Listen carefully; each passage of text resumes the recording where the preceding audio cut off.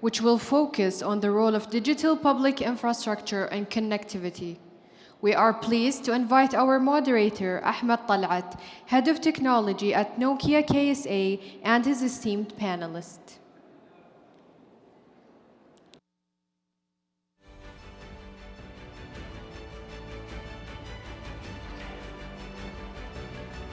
Hello, everyone.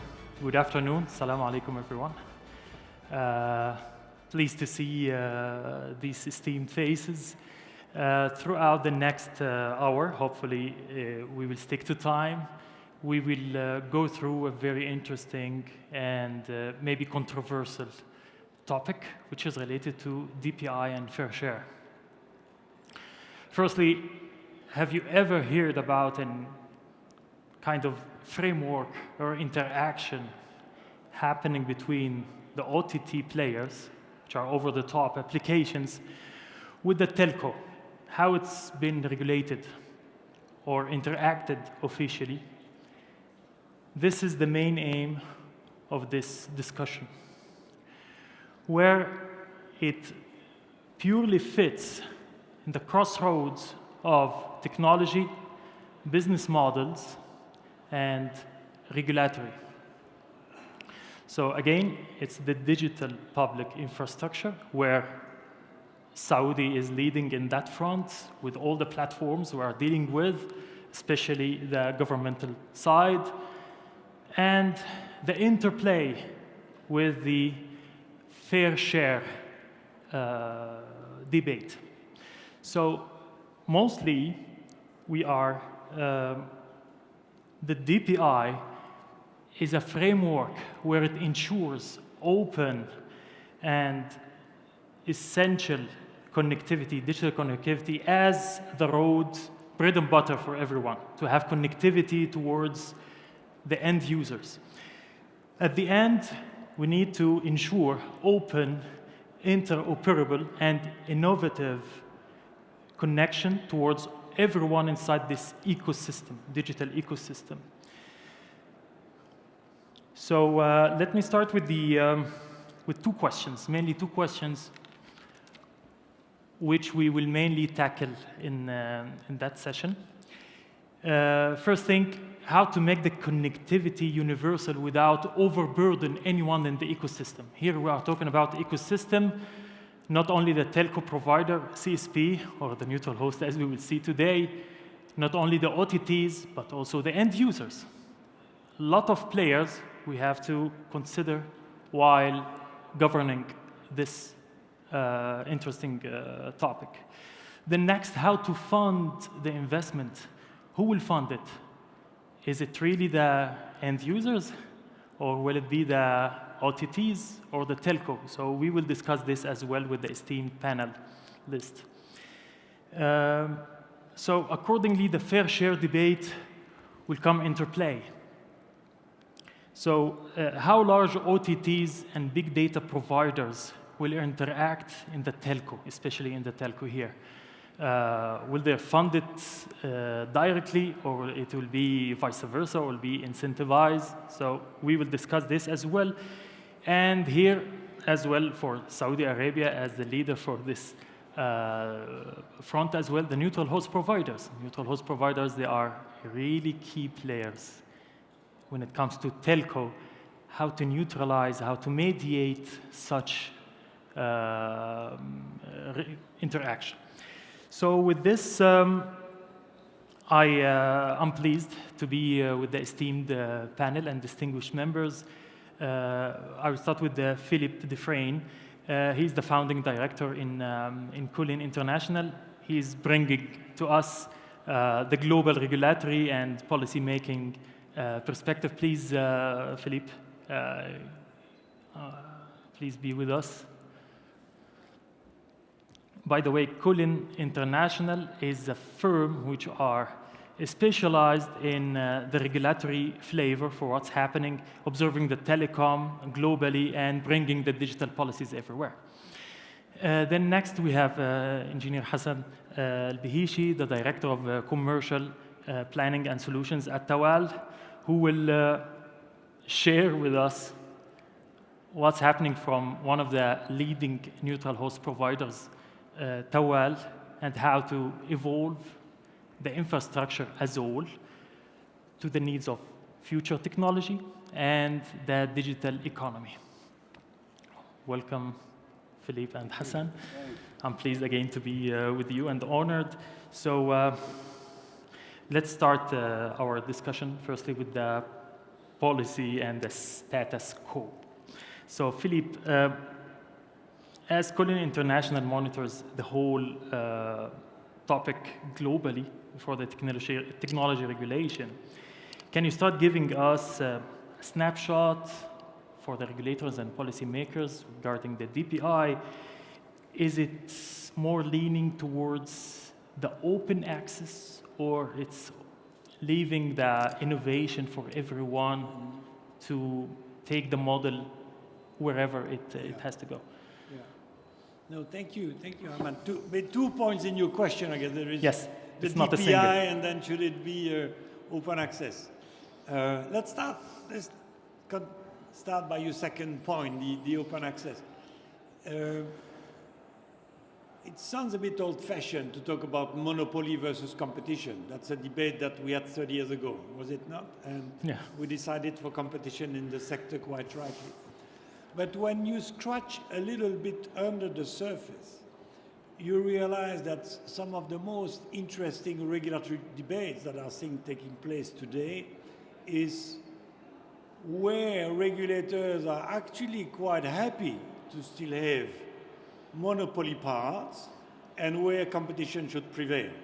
What we should never do is consider telecom networks as something monolithic, you know. And between two engineers, you know better than me that a telecom network is various stacks, layers of things. If we simplify things, basically, for economists, it's about the passive, the active, and the retail. And basically, there is a consensus, I think, among regulators around the world when it comes to passive. Nobody wants two towers in your neighborhood. You know, one is enough. And we will go to this point. They are no longer passive providers. They are now frontier and active. You don't want your street to be opened up 3 times because we have 3 mobile operators. So there is a consensus that they should be, you know, let's call it a monopoly, but it should be open. It should be open, you know. And then when you go towards the upper layers, the active and the retail,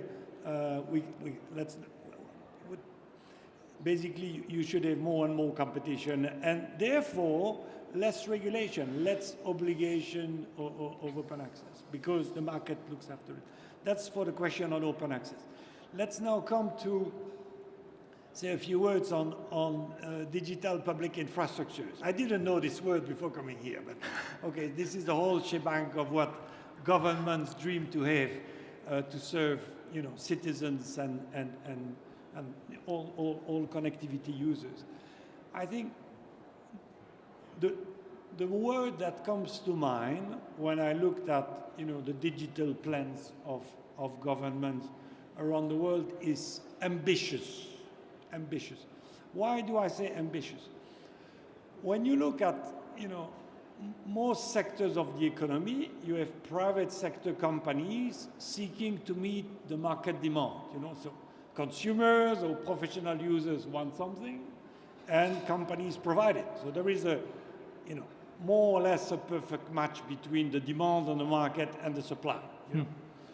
Nokia, you know, produced boxes to serve the demand from telcos. You know, that's the perfect match. It's different with DPI. It's different with DPI. Most of our governments are setting targets which are in excess of what the real demand on the market. You know, all advanced economies now have gigabit connectivity objective. You know, everybody wants 1 gig per second. Mufare agrees to every house. Now the truth is, when Mufare, you discuss that with your neighbors, and they say, look, what do I do now that I've got my fiber? I'm still watching Netflix, you know. In HQ, that's 5 megabit per second. In 4K, that's 15 megabit per second. I do my Teams, that's, I don't know, 5. So, and don't misunderstand me. I'm not saying governments are wrong to push the needle and go for gigabit society. I fully agree, I'm sure you do too. But because we know that if we don't build that, the digital innovation, the digital services will not come. You know, you need to build infrastructure before the service can arrive, and we know it's for the greatest good of society. However, we have to recognize that from a strictly business point of view, for your clients, Ahmed, these guys have to build infrastructures for which there is no market demand. You see what I mean? Yeah. It's true for 5G, it's true for fiber. So, so I think I've said enough for now.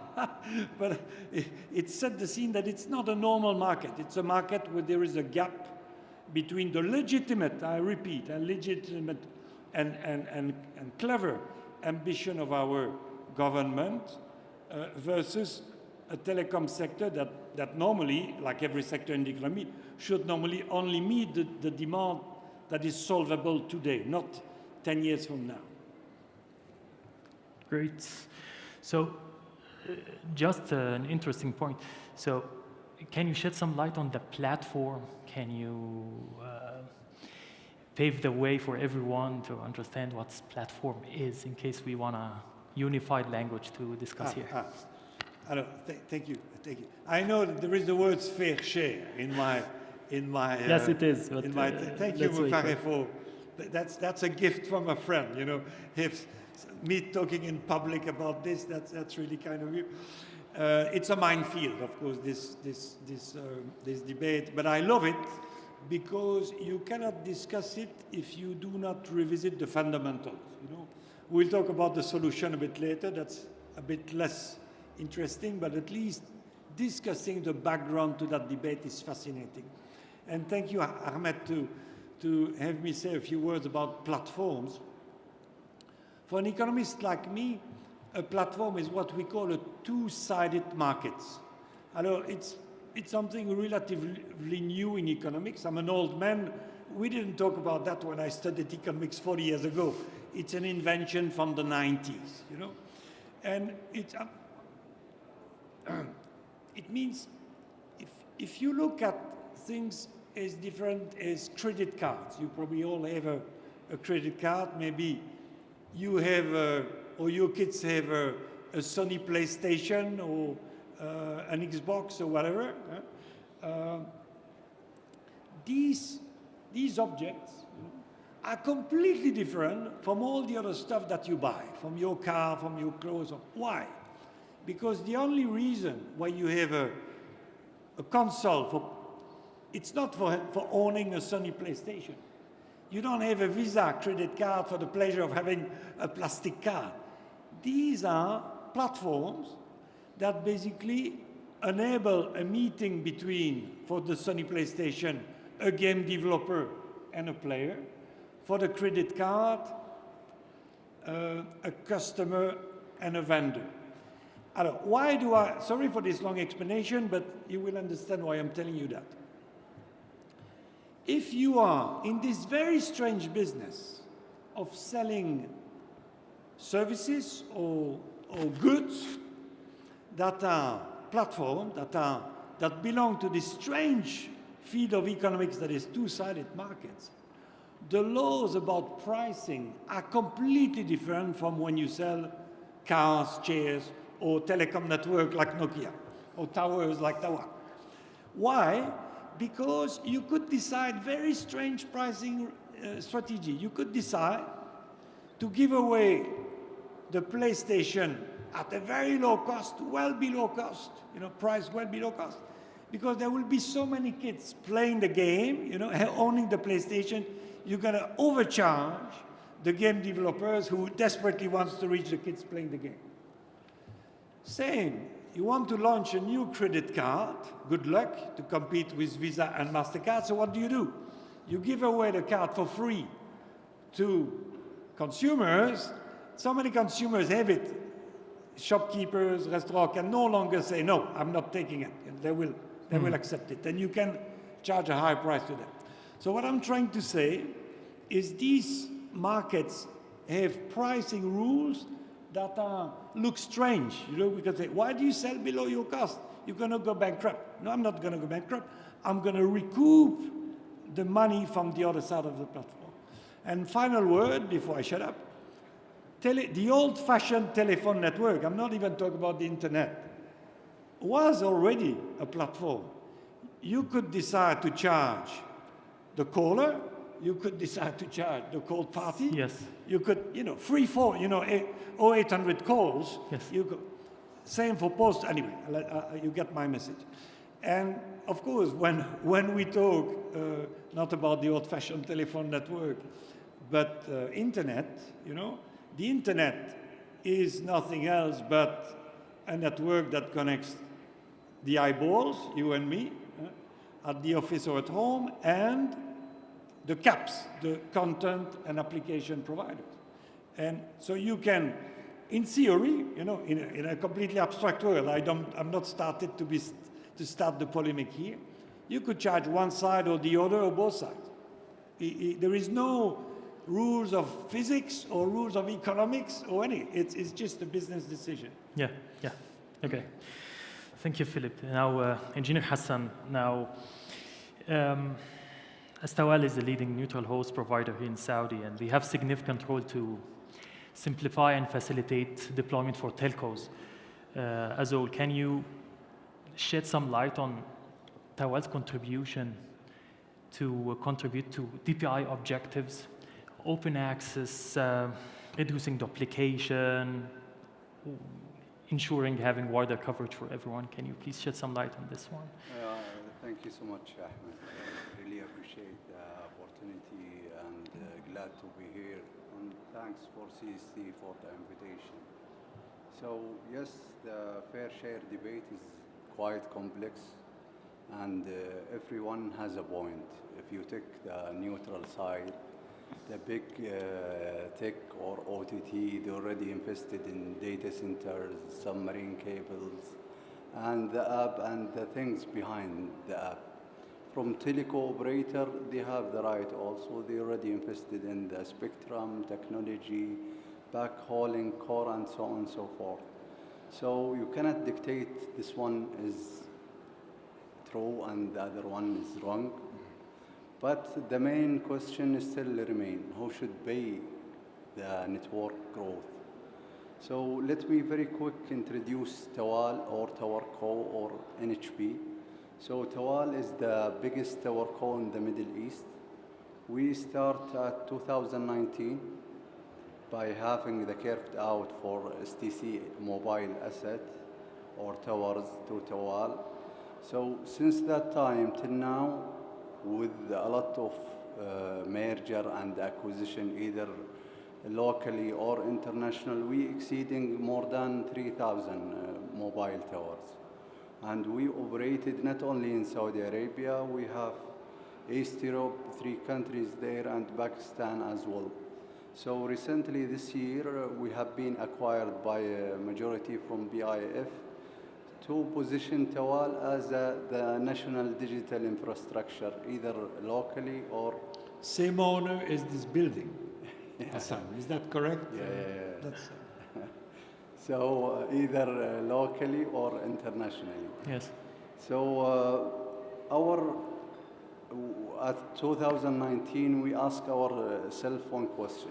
Should we focus on the traditional TowerCo and passive infrastructure, or should we expand a little bit into NetCo model and digital infrastructure? And yes, we made it. Today we are talking, we have multiple adjacent services and products. We have the IBS embedded or indoor building solution with the Wi-Fi system as well. We create the coverage as service that will target the area under construction or the real estate owner who is willing to pay the investment. Also, we have the smart pool embedded with multiple use cases that will be targeting in the mega and giga projects.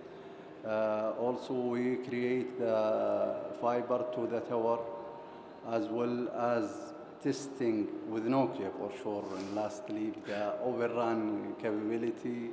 And we are discussing with the CST the millimeter wave or millimetric wave zoning to have it as a bundle services within our product and services. And then that, on top of that, having the AI plus the edge computing capabilities. So we are shifting our model since we established from TowerCo to more to NetCo, and this is including multiple journey from the passive to the infrastructure. So our business model as an NHP or TowerCo globally is long-term commitment over 15 or 10 years minimum, and by annualizing the fees into the multi-year. So by this will free the MNOs or the operator from the hit of the upfront expense or the capex. So Tawal or TowerCo, by nature, we are solving some of the debate, if you check. We are helping in solving either by our flexible business model or the shared infrastructure that we build. So usually Tawal or the NHP, we are building shared infrastructure that accommodates the need of the operator. We are moderating the relation between the real estate owner and the landlord. So this will lead for sure by reducing the duplication in the ground, improving the efficiency of the existing asset, and even the go-to-market will be very quick utilizing the existing infrastructure. I will give very quick example about new network that introduced here in Saudi, which is the LTE mission critical. A government entity with the STC group, they decide to establish new LTE mission critical, and it's mainly equal to new operator. We are talking about 10,000 towers. Yes. So if they decide to build a standalone infrastructure with it will doubling the investment, doubling the infrastructure, but they select Tawal as a preferred partner. So the go-to-market and the roll-out for the network, we are talking only 2 years and will be up and running by co-locating the active component in our infrastructure.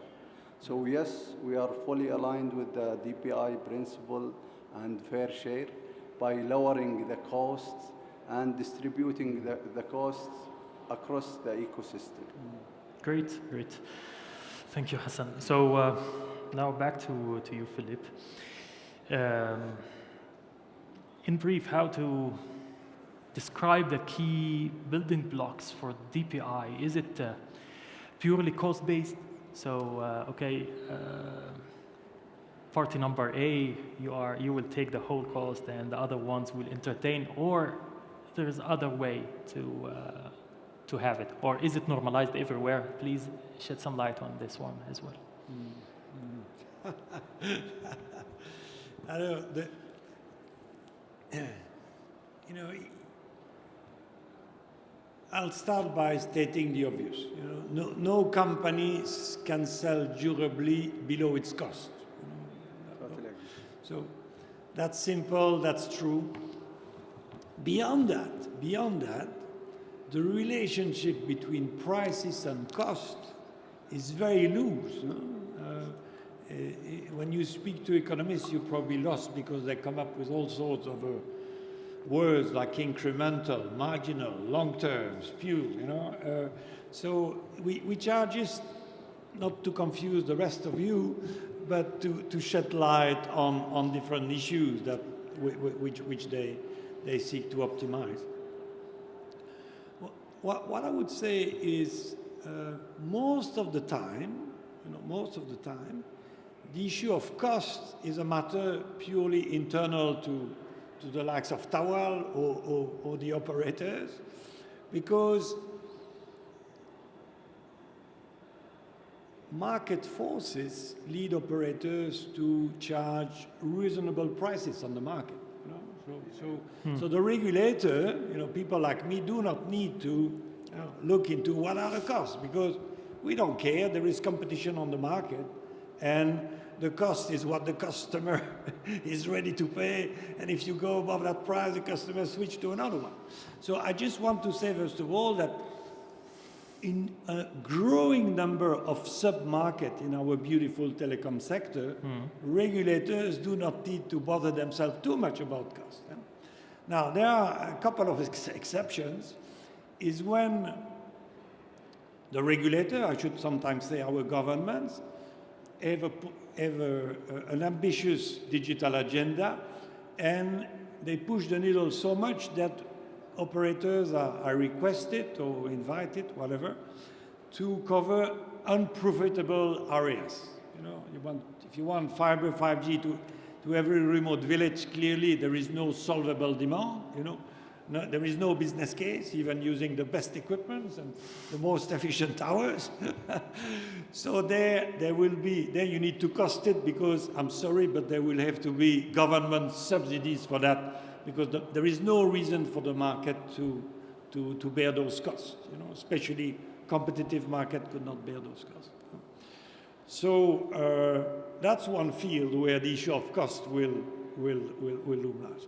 Now, I know where you're dragging me, you know, and I'm walking yes. backwards toward that, and you want me to say something on fair share. Yes. Alors, if you are a telco pushing for a greater financial contribution from OTTs to investment, the cost of investment in your network, some telcos sometimes feel it useful to, you know, make the argument more serious, to agitate some figures about cost. You know, it costs us so many billions, you know. And it's not me, I'm going to hide behind the broad shoulders of regulators, you know. What regulators usually respond to that is they say, look guys, you know, we spoke to Nokia and the other vendors, and when we speak to them and what we understand of fixed network, of the economics of 5G networks, is that if you increase the volume of traffic on an existing, modern, up-to-date network, the incremental cost, in other words, the additional cost of carrying more traffic, is on a fixed network very, very small, almost invisible. And even on a 5G network, most of my surprise, I should say, it is basically, you guys are having efficiency gain every year, which are so big that basically the growth in traffic is eaten up by your efficiency gain. Alors, I'm hiding behind regulators. I'm not saying they are right or wrong. I'm just repeating the argument. So what I usually say to my telco friends, you know, who are a bit disappointed when I see the regulators not listening to them, I say, why do you go down the cost route? Because you know that you knew it before, you know. It's a case difficult to make, you know. We are in a business that it's a fixed cost business. When you have, it's super expensive to build a network, and don't misunderstand me. These guys are charging so much money, that's why it costs so much. But once you have done it, you know, whether you have a lot of traffic or not on it doesn't really matter. You know, it's sadly it's the beauty of having a fixed cost business. If the business is booming, you're rich. If there is not so much traffic, it's difficult. And I say, you know, when you speak to politicians and regulators, don't speak about costs. Say that it's unfair, and then maybe there is a more fluffy debate where economists like me cannot really help. So, but maybe politically it's better. But great. So, can you take us to maybe a couple of references where we have maybe some variance from the way cost is being taken into consideration, or maybe fairness, or? Oui. Well, it's not a new debate. It's a debate that that is sometimes raging, and then it goes a bit quieter, and then it pops up on the side of the planet and comes back our way. You know, I'm not going to go completely do all the countries of the world where it's being discussed. I was bumping in the corridor now, coming here into Carlos Bregori, is the chairman of Anatel, the Brazilian regulator. Is an old friend. And I said, Carlos, I've got to speak on fair share in 30 minutes. Where do you stand up? Because I know we had been discussing in the past. I know they are cooking up something. He said, Philip, the public consultation is ready. It just needs to be approved by the board of Anatel. We're still discussing it, but expect it before the end of the year, maybe even Q3. So we'll have something very tangible from the Brazilian, which, as I understand it, because of the peculiarities of the telecom law in Brazil, goes around the concept of reasonable use of the network. You know, the concept was born, you know, at a time where networks were copper-based, and there was a fear that if you do flat rate pricing, some guys could just download movies 24 hours a day without even watching them. So that was declared, you know, unreasonable use, and you could be cut off. That's why it was built. And I want to use that concept to say, can we use that in relation between Brazilian telcos and CAPs? We will, you know, we wish them good luck, and we will see what they're very good at Anatel, so let's hope they will come up with a bright idea. So that's one country to watch. Another country is that whoever has been interested in this topic has heard of is, of course, Korea, South Korea. South Korea drive itself into a rabbit hole 10 years ago or so by decided that for data there will be a sender network pays, you know, a bit like we had for voice telephony. We still have for voice telephony, actually, if we're countries that still have a PSTN. And it led to Korean telcos paying each other a huge amount for data termination, basically because the telco that had all the peering agreement with the content providers ended up with a lot of traffic, had to pass it on at a great cost to others. So it was a bit of a nightmare, and the Korean authorities tried to dig themselves out of that hole by saying, okay, big caps, big content and application providers should basically not peer, but they should buy transit services. I'm translating, they use other words, but I'm translating into a language that I hope is universal. They should buy transit services from the Korean operators. What is public? Because, you know, not everything is public. Two things happen. The Korean operators have made a few $1 million, but not that much, from local operators, from local content providers, local Korean providers, maybe also from others, but the information is not so clear. And the other big thing that is very clear is that the big OTTs have moved a lot of their peering arrangement outside Korea. So they still peer with SK Telecom, they still peer with Korea Telecom, but they don't do it in Korea, they do it elsewhere, you know. They do it in other countries, and you know, operators have peering agreement with hundreds or thousands of others. That's Korea. You see, I'm avoiding to talk about Europe, you know, and it was, it's time to go to the next question. Oh, it's too late, you know. So I go to America before saying anything. The Americans, the current chairman of the FCC, Brendan Carr, is an ID. Well, now he's the chairman, but even before he was a chairman, when he was a commissioner, has always been an advocate of an ID, which is the following, is that OTTs should contribute to the Universal Service Fund, okay? That is, of course, compared to the other arrangement, which I've alluded to, is one big advantage, virtue, is that it's on paper, from a technocratic point of view, it's easy. It's easy. You know, it's a bit like taxation. You know, this guy should pay. This is the account number of the fund. Do it. You know. Now, two little problems with this model. First of all, it requires U.S. Congress to change the law. You know, I'm not sure. You know, we will see whether it's possible. I can give you my view offline.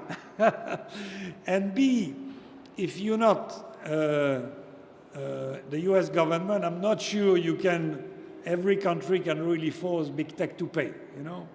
If we look at, for example, corporate taxes, which is a much more serious issue than our little question of fair share, OECD has been failing for the last 10 years to make this happen. So it's not so easy to make money. On Europe, we have time. We don't have time for Europe. Go back to Tower. Maybe, yeah, let's take it next. So I will go to Abu Faris.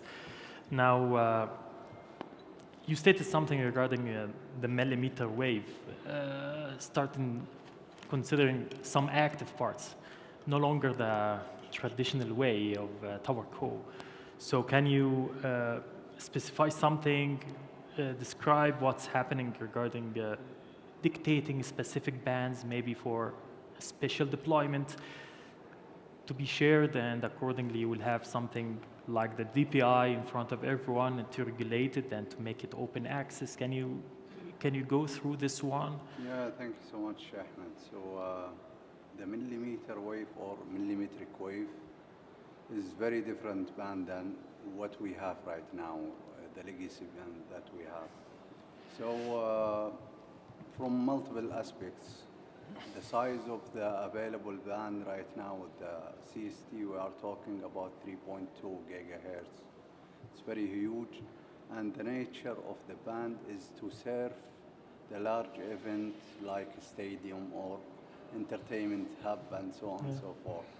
So what we think in coordination with the CST, that the band itself should be not in the kingdom-wide. It should be in a specific zone that will benefit, and everyone will benefit from the band itself. Because if you check, we have a lot of obligation down the road, mainly in the sport events or entertainment events as well. So we are suggesting the zoning model. NHP can have the spectrum, 800 megahertz out of the huge band that we have. We have multiple assigned projects for the mega and giga project. I will take very quick example here in Riyadh, the Boulevard City. We have iconic IBS site there in Kingdom Arena. So we built already infrastructure IBS, onboarding all the MNOs in the same infrastructure. So think if they will go with the traditional way by having the millimeter wave within the stadium. So they will double the infrastructure, they will double the investment within the stadium. But we can jump in, we can moderate the relation even with the real estate owner. Yeah. We can involve the real estate owner in the game because he will benefit as well. So a lot of use cases can be introduced mainly with the hot zone, digital stadium, fan zone, activity, ticketing system, you name it. I was in the state last year visiting the Dallas Cowboy Stadium, and they already introduced the millimeter wave with Nokia within Ericsson footprint. So you take portion of Ericsson. Okay, between us, okay.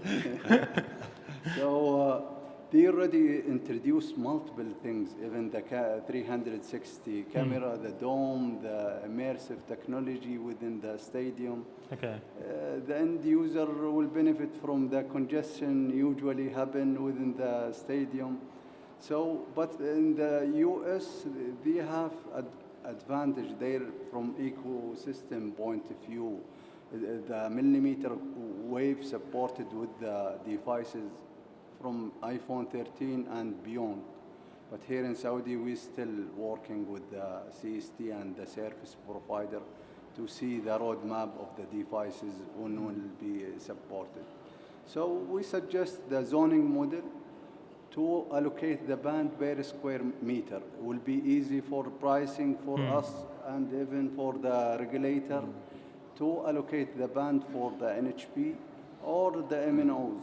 So we can utilize the existing band. We can introduce jointly multiple use cases that help the end user and the upcoming event as well. Great insights. And by the way, to be frank, Saudi is one of the leaders when it comes to enabling neutral host providers, when it comes to active, already similar to the millimeter wave, the 5G Extreme, which already has been led earlier by the CST. So yeah, this is very good initiative. To give one more player in the ecosystem the freedom to excel overall. So what about Abu Faris as well, what's happening in the fiber? Is there any kind of challenges faced in the fiber deployments where maybe as well you can entertain whoever interested to have an open access for it, as well as fair share between all of the players? Excellent. So our agreement and NHP model is fully governed by the regulator here in Saudi. This is to ensure fair pricing, fair treatment for all operators. So when it's come to the fiber, or we call it FTTT, we don't have the license for the fiber as a towerco here in Saudi, but we do it with a bit different business model by having reselling agreement with the existing service provider. So if the service provider already connects his fiber to our infrastructure, we can bundle it and cascade the fiber and convert it into a flexible business model or OpEx model with the other tenant. By this, we are eliminating the duplication in the fiber network, because usually the cost of the fiber and digging the fiber is very costly. So, and improve the efficiency, especially for the area that required high efficiency or high reliability by introducing state-of-art technology, plus having the anchor tenant also can benefit, can have the quick recovery for his investment as well. So it's win-win situation. Great. I will give the same example in Boulevard. We deploy for the outdoor area because it's very dense area, a 15 tower that serves all operator, and all operator are already onboarded on the outdoor sites. So during the construction, there was one service provider already connected to the towers, and we be the moderator with other two operator. We bundle it with our services, and we increase the efficiency of the existing fiber. Great, yeah, great example, great example. Heading back to Philippe and the OTT contribution. Now with the rise of what's happening in the AI and Gen AI and wearables, which will impact us soon, as I see from global market. So do you see maybe a change in the contribution rather than the previous model you stated that, okay, the OTT will contribute towards the telco that, okay, we are using your infrastructure and please, so they will incentivize them? Or it will be no, maybe Google Glass or Meta Glass. No, still it will be a very unique service where everyone will start to follow. So, okay, please telco, we want something from your side. the other side, like the vice versa. So how do you see this model can evolve further? Would it be a twist, or will it continue as is? No, I don't have a crystal ball. Huh? Okay. But but if you ask me to speculate, so you're right. In addition to the content and application that we know and which we consume on our mobile phone, increasingly, still a bit on our computers, there are this new wave of things like the AR, VR, and sometimes as light as a normal glasses. Huh? So exciting. And your question is, will that alter the business model that we know? Huh? I know you could, on the one hand, you could say, well, even if for technologists such as yourself, you say, look, Philip, the new technology, it's fantastic. But for economists, it's just like more demand for the same broadband network, whether it's mobile or fiber Wi-Fi. It's just more demand, more reason for consumers to consume data. And then I would say from there to I guess two things. There is the the $1 million question for the industry is operators, which are your clients, our clients, I should say. There is the issue of can operators monetize a growth in the volume of data, or is there a spell on operators, or whatever they do, irrespective of how much traffic they carry, it's always this sort of a relatively low ARPU that they can extract from consumers. So there is this $1 million question on that. And then there is the question in which you're dragging me to comment is, could we have the other side of the platform, the OTTs, or in this case, the vendors of these beautiful augmented reality, virtual reality devices that could, come in. You could have models, for example, where, the device vendors buy in bulk. Increasingly today in the IoT business, international IoT operators come to operators in a country and buy in bulk, and normally they still pay per device, but there are debates on whether they should pay just for the volume of data. My point is they get very good deals. So you could imagine some device manufacturers selling you these beautiful glasses with the traffic, with the SIM, the eSIM, and the traffic already included, in which case you could say, yes, Philip, the other side of the platform is paying the telco, it's not the consumer that is paying. Well, the consumer is buying a device that itself includes. So you could very well see that. When I bought my first Amazon Kindle 15 years ago, it was in the 3G days, it came with a US SIM, and for many, now it died, but for many years I was going around the world, and I was buying the books, of course, but I was never getting an invoice from whoever the US operator who provided the SIM. It was Amazon that was paying so you could say, in my example of the Kindle reader, that Amazon was paying, let's say, AT&T to supply Philip, to align with, so that would have been an example. That was 15 years ago. Okay, great. So let's move to the last section of our interesting discussion. Now, regarding the edge computing and AI, Hassan,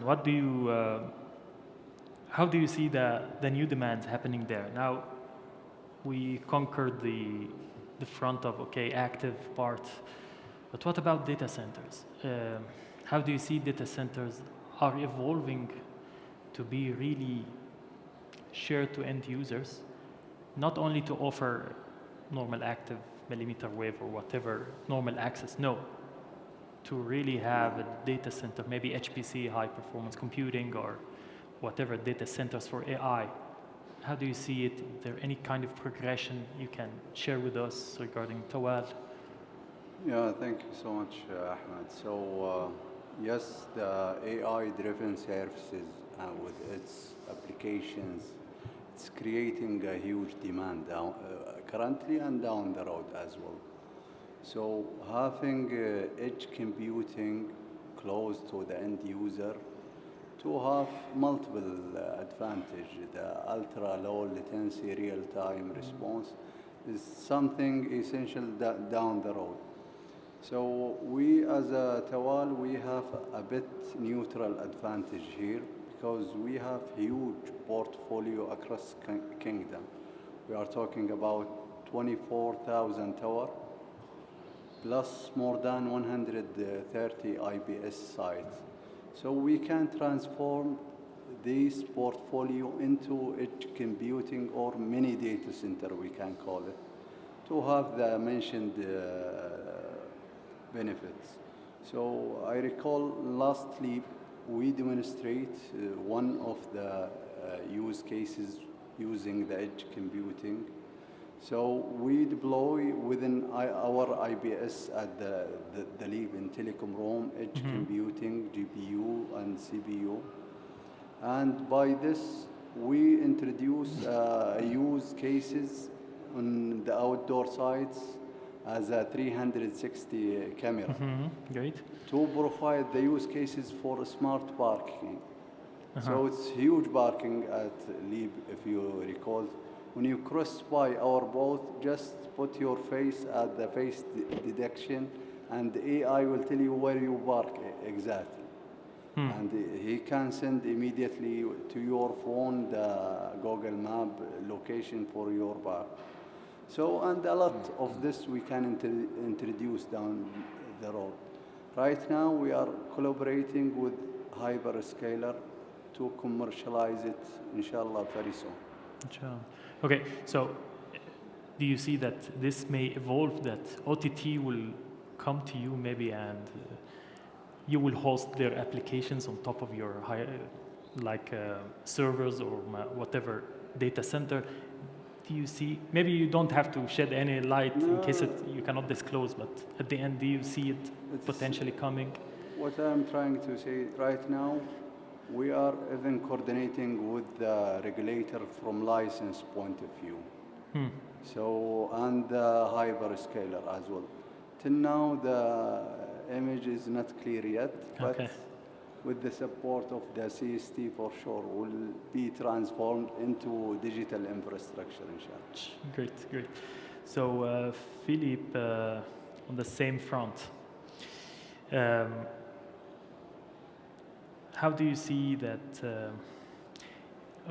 with HPC, high performance computing, with the data centers, will it really require special regulatory view when it comes to open access and fair share?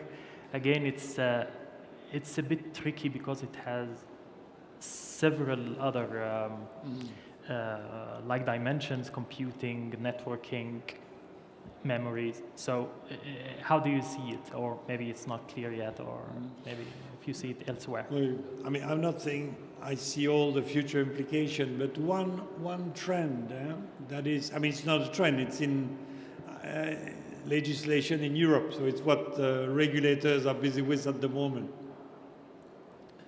What we see, so I'm commenting now on data centers, HPC, and your concept of open access. You know, are these two belong to the same vocabulary, or are they? What we see is the old-fashioned telecom regulators. They are still, you know, regulating the bits of the sectors that are not yet in competition. But beyond that, they've been requested to do another job by our legislator, which is to ensure that usually companies, it's not individuals, the companies that use the services of cloud providers, and then you can go into merely storage, you know, infrastructure as a service, platform, software, and of course, as you move from infrastructure to platform to software, it becomes more and more complex and difficult. But that the users, so we're talking about medium-sized companies or large companies that use the service of these cloud providers, are not being locked into impossible to leave contract. You know, I'm old enough to remember the days of mobile telephony before number portability. You're not? No, I'm not. You were with a mobile. If you didn't want to change your number, you had to stay with that mobile forever. Exactly. Then mobile number portability came to. Alors, it's much more complicated what regulators have to do now, but it's a little bit the same logic. Is to say that if you are you're a bank and you have all your cloud business with one of the usual suspect on that market, and you unsatisfied with the service, you want to switch to another one, your contract should allow for it, first of all. You should abide by standards which are under development, mandatory standards which are under development at the moment, with experts group. And the old-fashioned telecom regulator, now increasingly a digital regulator, should look into the cost. So the bits of regulation are about the so-called egress cost. So the costs of moving from one cloud provider to another should be in some, I won't go into the details, sometimes equal to zero, sometimes cost-oriented and so on. But so yes, this issue of open access is no longer confined to just fiber, towers, this sort of thing, but is also now hitting data processing. Absolutely. Yeah. It's going to be much more complicated, I should say. Yes, I agree. I agree on that. So before concluding, we are almost close to the end of our session and discussion. I want to emphasize on something that CST will announce today and will launch today, a white paper on the DPI and fair share. So I encourage everyone, please go through it and have a look. Hopefully we didn't deviate a lot from what will be published. And for Philippe and Hassan, in case you have any concluding remarks, please. For me, I think the future is the sharing the NHP model and TowerCo already proven in the ground, and the MNOs and the client already realized the benefit of the model. As for the fair share debates, what we suggest that we need to narrow the discussion for the hot zone or the area that create the conflict. For sure, not in the global wise, the conflict there. Also, there is new player in the game, which is the real estate owner, because he will benefit from the high connectivity that he will get. Yes, nice point. Philippe, in case you want to. Yeah, I know what I will be doing in the plane tomorrow. Okay. I will be reading the DPI and fair share paper by CST. Please, share it with him, please. Okay, with that, I think we can conclude our discussion. Hopefully you enjoyed it all, as I enjoyed it with the esteemed panelists. So thank you, Philippe, thank you, Engineer Hassan, and thanks a lot.